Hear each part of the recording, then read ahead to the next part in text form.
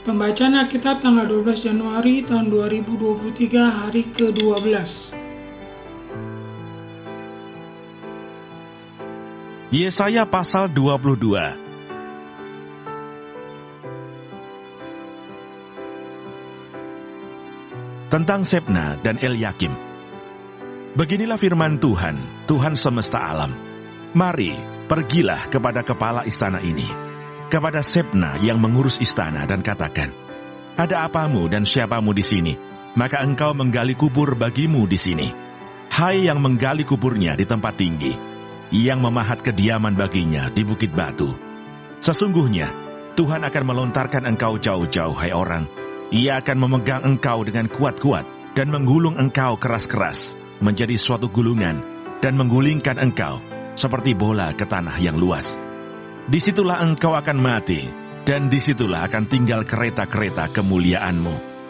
Hai engkau yang memalukan keluarga tuanmu, aku akan melemparkan engkau dari jabatanmu, dan dari pangkatmu engkau akan dijatuhkan. Maka pada waktu itu aku akan memanggil hambaku, Elyakim bin Hilkiah.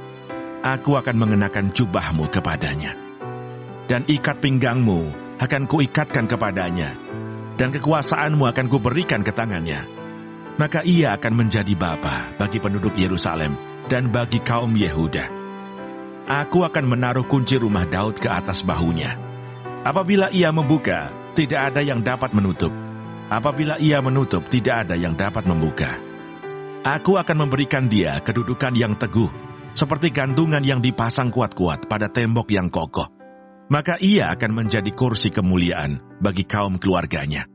Dan padanya akan digantungkan segala tanggungan kaum keluarganya, tunas dan taruk, beserta segala perkakas yang kecil, dari piring pasu sampai periuk belanga. Maka pada waktu itu demikianlah firman Tuhan semesta alam. Gantungan yang dipasang kuat-kuat pada tempat yang kokoh itu tidak akan kuat lagi, sehingga patah dan jatuh, dan segala tanggungannya itu hancur, sebab Tuhan telah mengatakannya. Mazmur 40.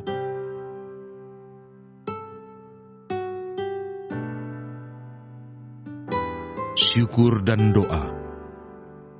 Untuk pemimpin biduan, Mazmur Daud. Aku sangat menanti-nantikan Tuhan. Lalu ia menjenguk kepadaku dan mendengar teriakku minta tolong. Ia mengangkat aku dari lubang kebinasaan, dari lumpur rawa. Ia menempatkan kakiku di atas bukit batu, menetapkan langkahku. Ia memberikan nyanyian baru dalam mulutku untuk memuji Allah kita. Banyak orang akan melihatnya dan menjadi takut, lalu percaya kepada Tuhan. Berbahagialah orang yang menaruh kepercayaannya pada Tuhan, yang tidak berpaling kepada orang-orang yang angkuh, atau kepada orang-orang yang telah menyimpang kepada kebohongan. Banyaklah yang telah kau lakukan, ya Tuhan Allahku. Perbuatanmu yang ajaib dan maksudmu untuk kami. Tidak ada yang dapat disejajarkan dengan Engkau. Aku mau memberitakan dan mengatakannya, tetapi terlalu besar jumlahnya untuk dihitung. Engkau tidak berkenan kepada korban sembelihan dan korban sajian, tetapi Engkau telah membuka telingaku. Korban bakaran dan korban penghapus dosa tidak Engkau tuntut. Lalu aku berkata, sungguh aku datang. Dalam gulungan kitab ada tertulis tentang aku. Aku suka melakukan kehendak-Mu, ya Allahku. Taurat-Mu ada dalam dadaku. Aku mengabarkan keadilan dalam jemaah yang besar. Bahkan tidak kutahan bibirku. Engkau juga yang tahu, ya Tuhan. Keadilan tidaklah kusembunyikan dalam hatiku. Kesetiaan-Mu dan keselamatan daripadamu kubicarakan. Kasih-Mu dan kebenaran-Mu tidak kudiamkan kepada jemaah yang besar.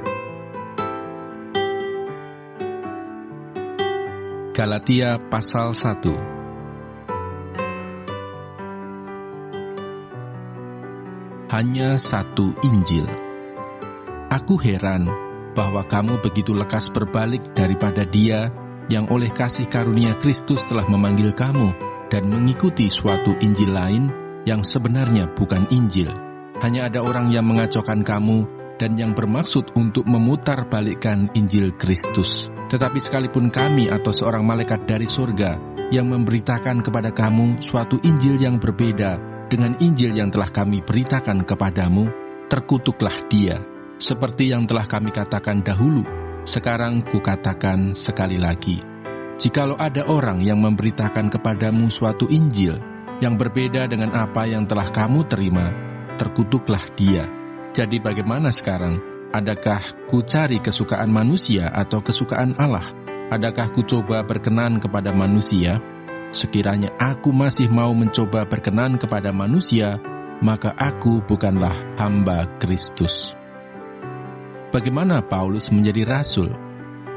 Sebab aku menegaskan kepadamu, saudara-saudaraku, bahwa Injil yang kuberitakan itu bukanlah Injil manusia, karena aku bukan menerimanya dari manusia, dan bukan manusia yang mengajarkannya kepadaku, tetapi aku menerimanya oleh penyataan Yesus Kristus. Terima kasih. Tuhan Yesus memberkati.